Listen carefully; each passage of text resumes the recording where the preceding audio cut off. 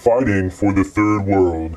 The Third World consisted of developing nations, often newly independent, who were not aligned with either superpower, being America and the communist Russia. Cold War strategies. The United States, the Soviet Union, and in some cases China used a variety of techniques to gain influence in the Third World.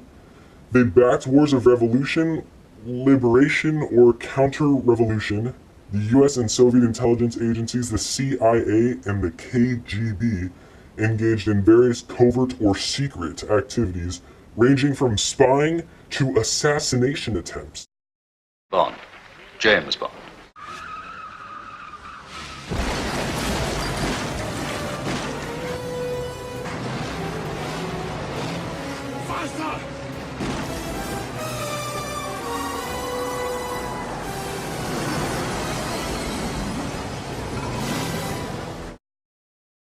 The United States also gave military aid, built schools, set up programs to combat poverty, and sent volunteer workers to many developing nations. The Soviets offered military and technical assistance, mainly to India and Egypt. Association of Non-Aligned Nations. Other developing nations also needed assistance. They became important players in the Cold War competition between the United States, the Soviet Union, and later China. But not all Third World countries wished to play a role in the Cold War. As mentioned earlier, India vowed to remain neutral. Indonesia, a popular island nation in Southeast Asia, also struggled to stay uninvolved. In 1955, it hosted many leaders from Asia and Africa at the Bandung Conference. You're going to want to write this down, right? They met to form what they called a third force of independent countries or non-aligned nations. There's a vocab word for you right there, non-aligned nations. Some nations such as India and Indonesia were able to maintain their neutrality, but others took sides with the superpowers or played competing sides against each other. As you have learned on Wednesday, the Chinese Civil War resumed in 1945 with the US-backed nationalist forces facing off against the Soviet-backed communist forces.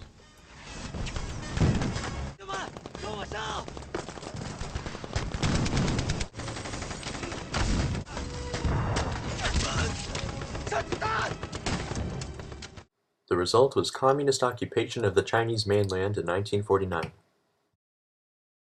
As you've just learned in the previous lesson, South Korea, the US, NATO, and the UN fought the forces of North Korea and China, who were assisted by the Soviet Union, from 1950 to 1953.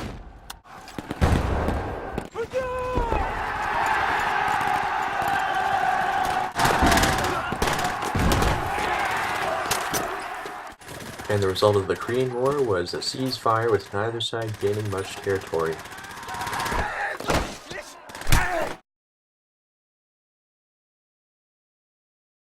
Fidel Castro and the Cuban Revolution.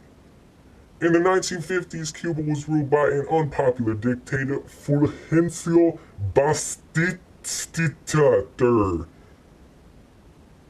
Fulgencio Batista, who had U.S. support. Cuban resentment led to a popular revolution, which overthrew Batista in January 1959. A young lawyer named Fidel Castro led that revolution. At first, many people raised Castro for bringing social reforms to Cuba and improving the economy, yet Castro was a harsh dictator. He suspended elections, jailed or executed his opponents, and tightly controlled the press. When Castro nationalized the Cuban economy, he took over U.S.-owned sugar mills and refineries. In response, Eisenhower ordered an embargo on all trade with Cuba. Castro then turned to the Soviets for economic and military aid. Whoops.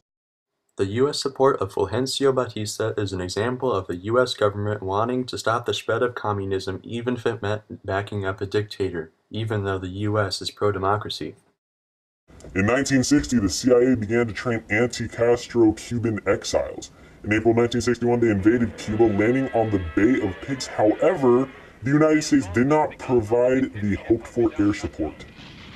Castro's forces easily defeated the invaders, humiliating the United States. Not our best move. Nuclear face-off. The Cuban Missile Crisis. The failed Bay of Pigs invasion convinced Soviet leader Nikita Khrushchev that the United States would not resist Soviet expansion in Latin America. So in July 1962, Khrushchev secretly began to build 42 missile sites in Cuba. In 1962, a U.S. spy plane discovered that the Soviets were building nuclear weapon sites in Cuba, right at the U.S.'s doorstep. President John F. Kennedy responded by ordering a naval blockade of Cuba. To halt this offensive buildup, a strict quarantine on all offensive military equipment under shipment to Cuba is being initiated. Kennedy's demand for removal of Soviet missiles put the United States and the Soviet Union on a collision course. People around the world feared nuclear war. Fortunately, Khrushchev agreed to remove the missiles in return for a U.S. promise not to invade Cuba. And as you've also learned in the last lesson, the U.S. went to war in Vietnam on the side of the South Vietnamese, against the North Vietnamese and Viet Cong, who were aided by China and the Soviet Union.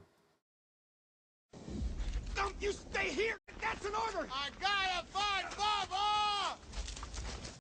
Then it felt like something just jumped up and bit me. However, the Communists won, and Vietnam was united under Communist rule. In the 1970s, Angola, Congo, and Mozambique had gained their independence from their European colonizers. This ushered in civil war for government control. In Angola, the U.S. supported South Africa and a capitalist faction, while the Soviet Union supported a communist faction, which ended up taking control of the Angolan government. This is another example of Soviet interest and influence in a region that had formerly been a colony but had recently gained independence. The Cuban military also invaded Angola to give military assistance to the communist forces. Civil war in Nicaragua. Just as the United States had supported Batista in Cuba, it had funded the Nicaraguan dictatorship of Anastasio Somoza and his family since 1933. In 1979, Cubanist Sandinista rebels toppled Somoza's son. Both the United States and the Soviet Union initially gave aid to the Sandistas and their leader, Daniel Ortega. The Sandistas, however, gave assistance to other Marxist rebels in nearby El Salvador to help El Salvadoran government fight those rebels. The United States supported Nicaraguan anti-communist forces called the Contras, or the Contrarrevoluciones. Civil war in Nicaragua lasted more than a decade and seriously weakened the country's economy. In 1990, President Ortega agreed to hold free elections, the first in the nation's history. By the end of the 1950s, Iran's capital Tehran featured gleaming skyscrapers, foreign banks, and modern factories. Millions of Iranians, however, still lived in extreme poverty. The Shah tried to weaken the political influence of Iran's conservative Muslim leaders, known as the Ayatollahs, who opposed Western influences. The leader of this religious opposition, Ayatollah. God, why are these names so hard? Ayatollah Ruhollah Khomeini was living in exile. Spurred by his tape-recorded messages, Iranians rioted in every major city in late 1978. Faced with overwhelming opposition, the Shah fled to Iran in 1979. A triumphant Khomeini returned to establish an Islamic state and to export Iran's militant form of Islam. In World War II, Afghanistan maintained its independence from both the neighboring Soviet Union and the United States. In the 1950s, however, Soviet influence in the country began to increase. In the late 1970s, a Muslim revolt threatened to topple Afghanistan's communist regime. This revolt led to a Soviet invasion in 1979. The Soviets expected to prop up the Afghan communists and quickly withdraw. Instead, just like the United States and Vietnam, the Soviets found themselves stuck, and like the Viet Cong in Vietnam, rebel forces outmaneuvered a military superpower. Supplied with American weapons they were supplied with. Yeah, that's right. The Afghan rebels called Mujahideen, or Holy Warriors, fought on. The United States had armed the rebels because they considered the Soviet invasion a threat to the Middle Eastern oil supply.